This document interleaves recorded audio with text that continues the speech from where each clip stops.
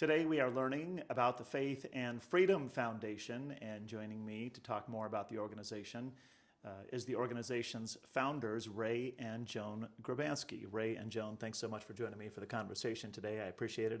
It's nice to have you with me. Yeah, thanks for inviting us. My pleasure. Joan, let's start with you. Let's talk about the Faith and Freedom Foundation and just share with us how that was started and why you two started the organization.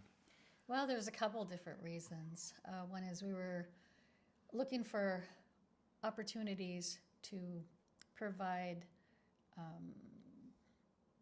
grants and donations to organizations, but so many times we were rushed at the end of the year to we got to figure out where to put these donations, and we wanted it to be so it could be distributed throughout the year, so that we didn't always have to make a rash decision by the end of the year. So we established this so that we could put funds into this foundation, and then we could evaluate and look at different places of where we felt that really promoted the values that we were looking for, really promoting faith and freedom. Mm-hmm. And it's been wonderful. We're able to put a sum of money in there, and it's an opportunity for us to give and get a tax deduction, but also help a lot of different people. Mm-hmm. So it's been wonderful. Yeah, thank you for that. Ray, your thoughts on launching the organization? Well, we obviously, if you're in business, and you have any success, you send a lot of money to federal and state governments, and a lot of times you think about what exactly did we get for that? Mm-hmm. And one benefit you have when you create a foundation is you can provide the benefits that you want. When you see a need in your community or a need in your state or anywhere, you can provide a way to meet that need. In contrast to all the money we've sent to the federal or state government, I don't know if they've ever solved a problem. And so I think that locally is where problems are solved, and by people who see a problem, mm-hmm. recognize it, and have some ideas on how to solve it. Mm-hmm. Not just talk about it, but solve it. Mm-hmm. Joan, there's lots of causes out there that you could get behind, lots of values. Why faith and freedom? That has been a part of our lives forever. Faith is very, very important to Ray and I, and our relationship was built on that, our marriage, and we've been involved in our local church and local faith-based organizations, and we just feel very strongly, and we're led and guided by God. God's blessed us with all of the resources and the success that we've had, and we want to further His kingdom. Mm-hmm. And so that's why we chose faith.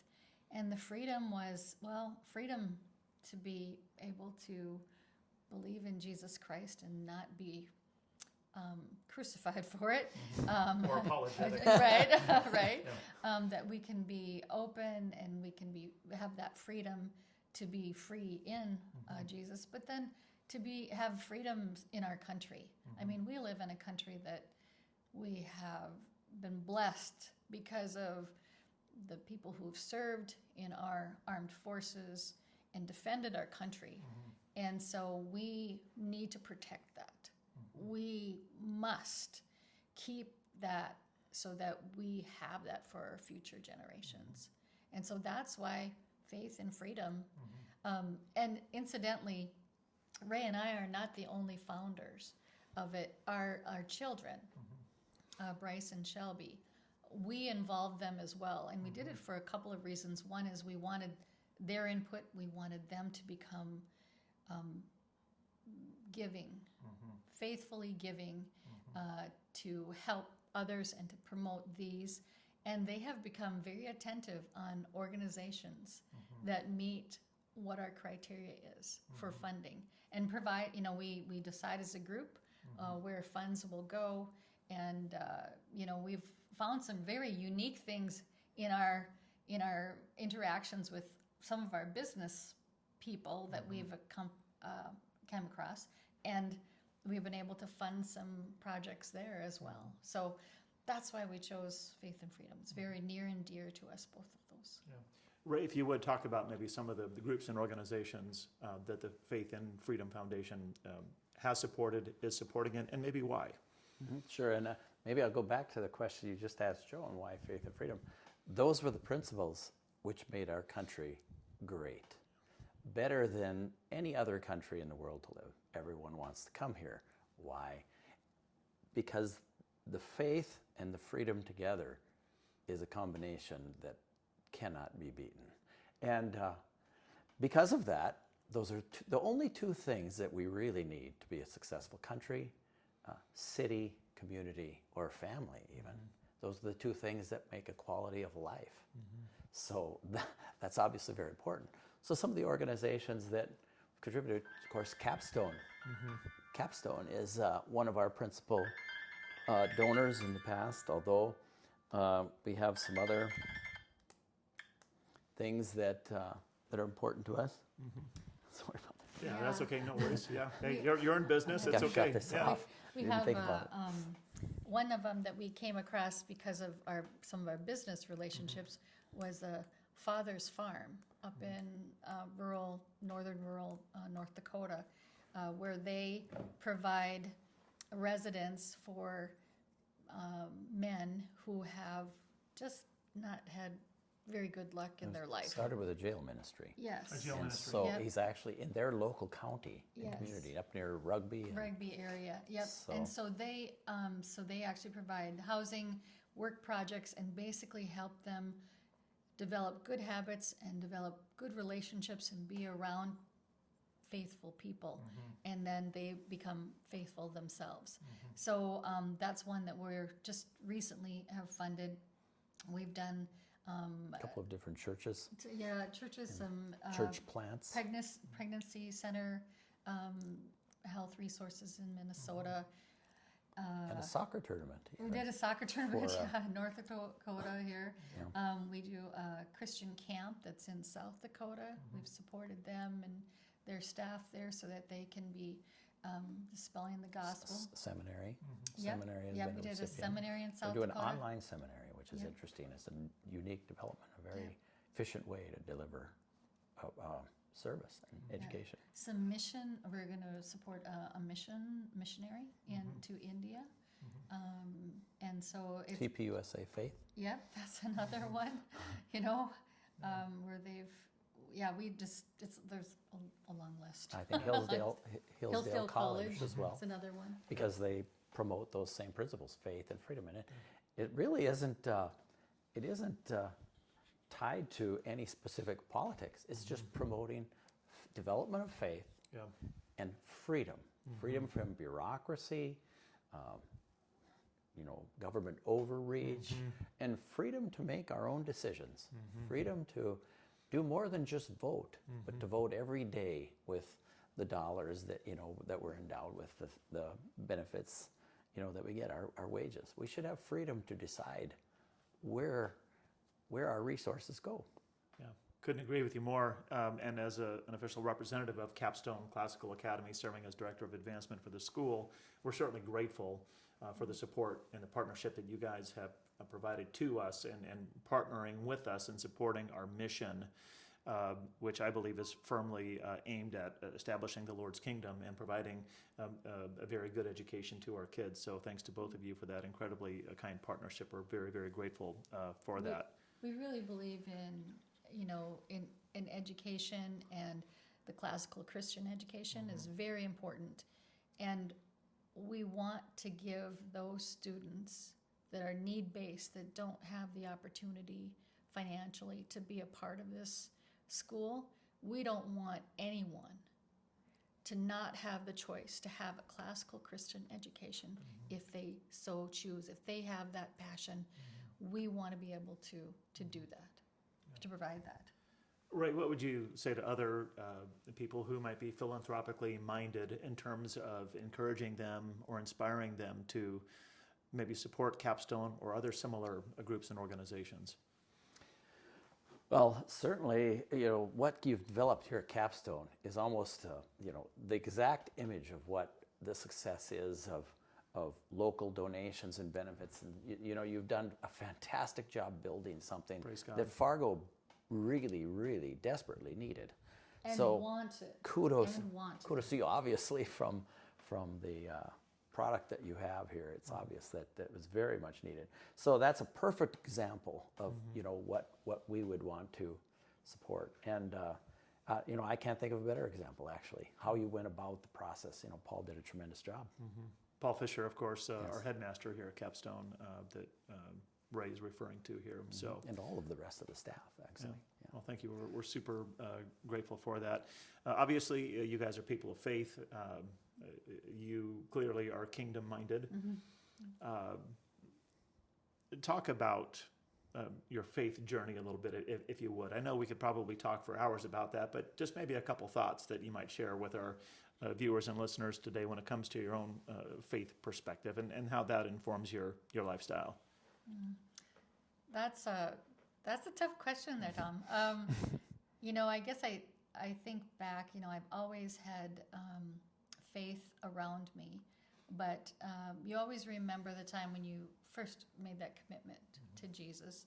And I had just come home from a Christian Bible camp, and I'm a farm girl, so I was doing chores, and I looked out into the rising sun, and I just said, Lord, I want you to be a part of my life, and I am committed to you. And so that's been implanted in my mind, and there have been many times throughout my life where we all have struggles and challenges. And I remember looking to the sky and looking to the Lord and saying that same thing, Lord, you need to walk with me, and He has walked with me. And my greatest treasure that I prayed for was that my children would have that same hunger and faith that I had. And they do. They do. And they had to find it on their own. I couldn't do it for them. Yeah. That's probably the hardest thing as a parent. You can't make that decision for them except Jesus Christ. Yeah. But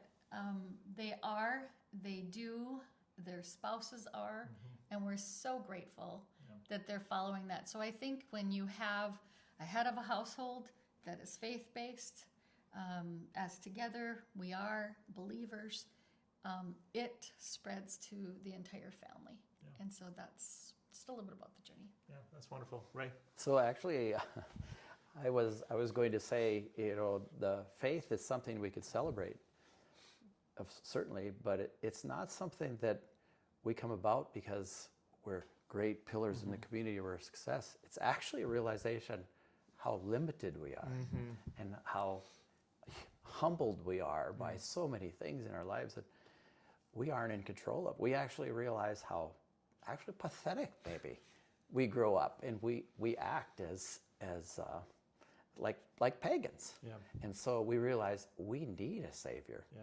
We actually are in great need of something better than what we are ourselves. That's actually how you become a Christian, I think. And that's how I did. And I think that we have to remember that. That's what helps us to accomplish better things. That's what helps us to aspire to something better, just like Capstone does in the educational community. And without that faith, that doesn't happen. And you see the result of that all over our country where we don't have it. Yeah. So it's absolutely necessary because we know that. We know how bad our lives would be without it. Yeah. So that's why people become Christians. Not because we think we're better than anyone else, because we know how limited and pathetic we are without our faith. Yeah. Well said, Ray. We come from a place of brokenness and need, right? Yeah. And well said, and thank you for that. Appreciate hearing about your faith perspective a little bit. I want to shift the conversation a little bit and talk a little bit about your firm Progressive Ag. If I understand correctly, you're the founder of Progressive Ag. For those in our community who aren't familiar with your company, talk about it a little bit and tell us about it. Well, I do have some partners that have helped me throughout my career, and I want to make sure they have credit. What Progressive Ag is, really, I was involved in agriculture as a boy, grew up on a farm, and I saw a need for the ability to manage risk. The financial commitment in agriculture just keeps getting bigger and bigger in order to be successful, and there's a lot of risk. And so I saw the need to manage that risk. And so that's what Progressive Ag was founded to do, to help commercial farmers to survive in a turbulent world financially. Joan, you're involved as well. Talk about your role at Progressive Ag and maybe what your experience has been in the industry so far. Sure. I've been with the company. Well, I've always been with the company because he would come home with issues and challenges. Yeah. And then I would say, well, try this. And he goes, I never thought of that. So I was kind of like, a silent partner in many ways. But that was the time where I was raising our children. And so in 2016, there came a situation where I needed to assist Ray in the company. And so I did that. It was probably the hardest thing for me to not be home with my youngest at that time, but he learned how to cook, so there was a bonus there. He had to cook for himself and kind of take care of himself, so it's good.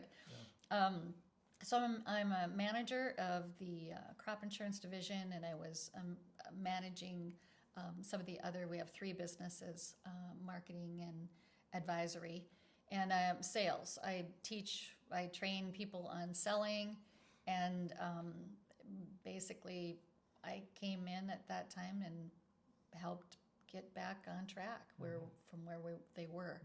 And we've grown tremendously over that period of time, been very successful, and that's why we created the foundation, and we actually have a charity as well that we created where we contribute a large percentage of our revenue to those entities so that we can help others throughout the year that are promoting the faith. Because you know what? We can't do it all, promoting faith and freedom, but when we extend into these other organizations, we're extending God's kingdom at the same time. Yeah, for sure.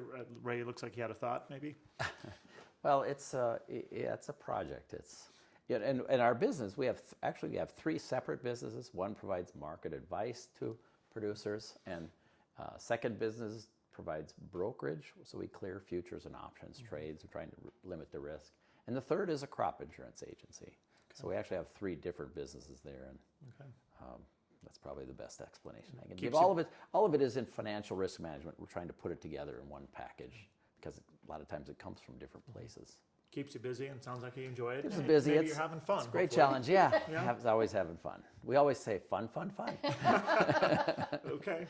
Now, do I understand correctly you're an attorney as well? I am an attorney, yep. In 2010, I went back to law school at the University of North Dakota and got my law degree, passed the bar. And my daughter, Shelby, is an attorney. She has an affiliate business she calls Legacy Ag, and she does estate planning, and she's doing it with a lot of our customers.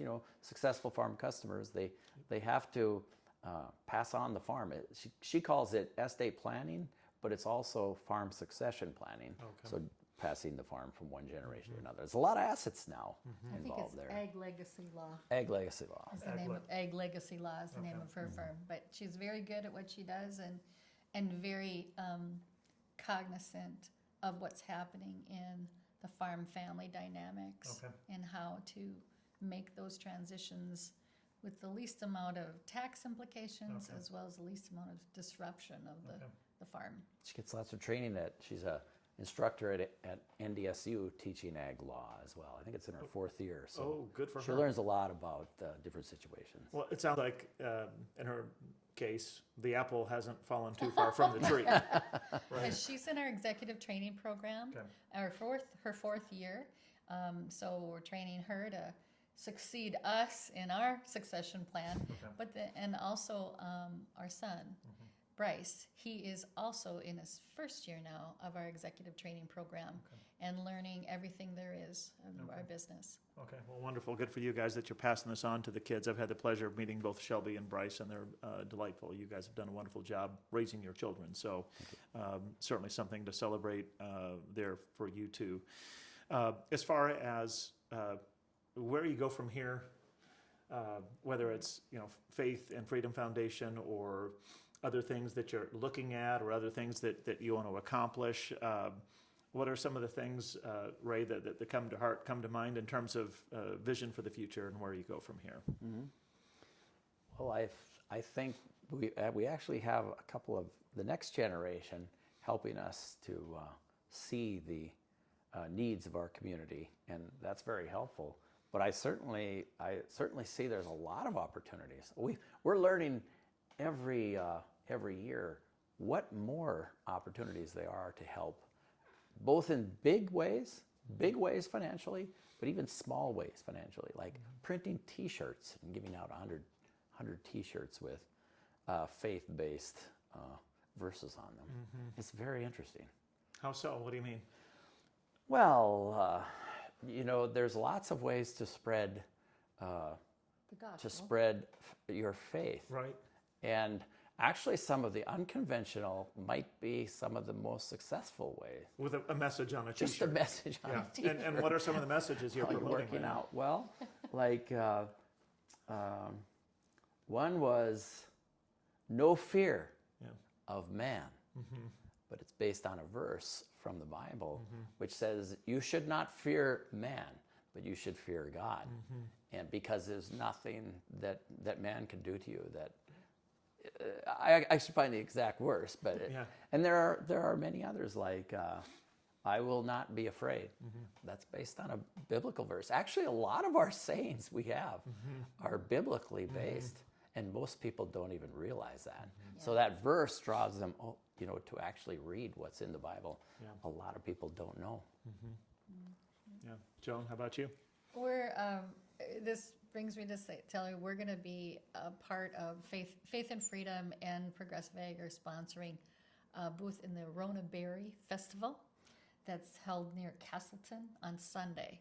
And it starts at 11, goes till 4. And so that's one way we do outreach, and Ray's going to have those T-shirts there.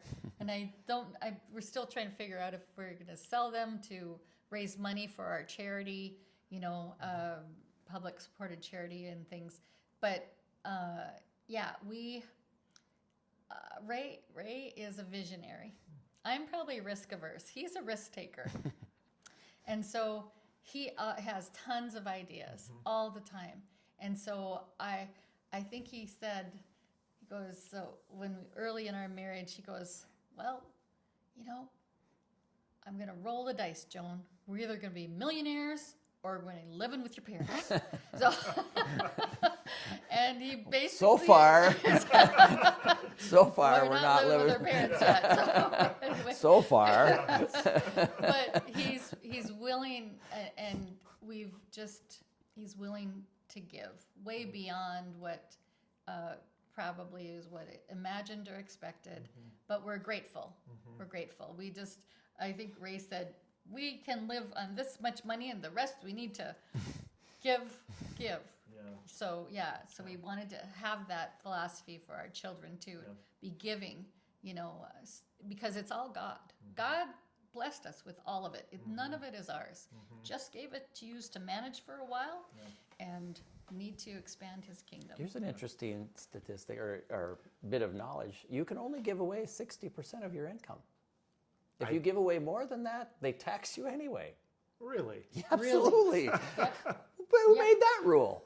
It's Yep. kind of ridiculous, but it actually does exist. Yep. That does exist. Yeah. You talked about the Aronia Berry Festival. By the time some viewers and listeners watch or listen to this video, that festival will have passed. But it's neat that you guys support that and see that as an outreach opportunity. Another one of the things that we sponsored was a soccer tournament. We had a soccer tournament, but it was mostly for immigrants. Yes. And actually, the immigrants in Fargo are very faith-minded. Yes. We And did- conservative in their Most values. people don't realize that.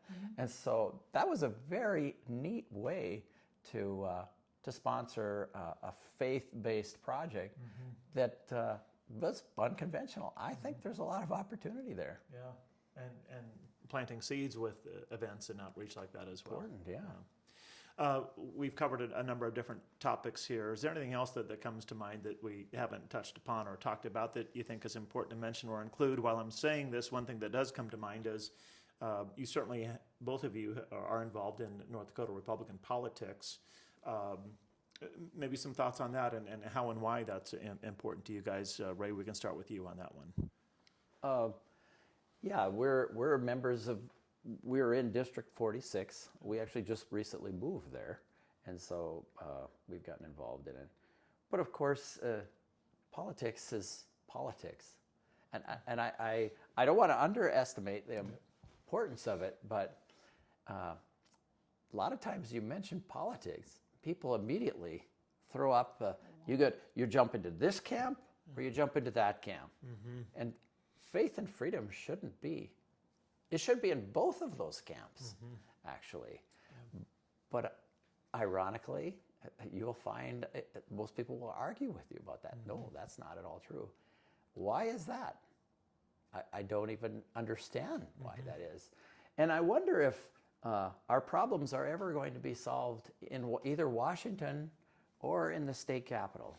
In fact, I heard a panel talk once and they said, what do you think is the most powerful force in the universe? What is the biggest force in the universe? Love or power? It was very interesting because they said, the way you answer that question tells a lot about how you feel. So what is the source of love? God, probably. God is love. So what is the source behind, what is the foundation behind power? Satan. So what is Washington, D.C. based on? Power.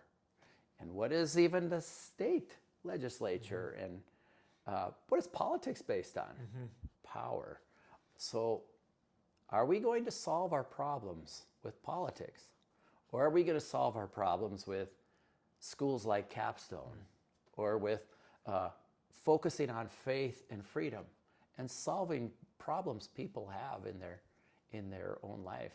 I'm not sure that we've solved any problems either in Washington or in North Dakota. We fight a lot. We talk a lot. And we, talk about ways of approaching things. But I don't know that they're very effective at solving problems. I think people solve problems, and hopefully faith and freedom can contribute to that. That doesn't mean we have to ignore politics, of course, though it's very important.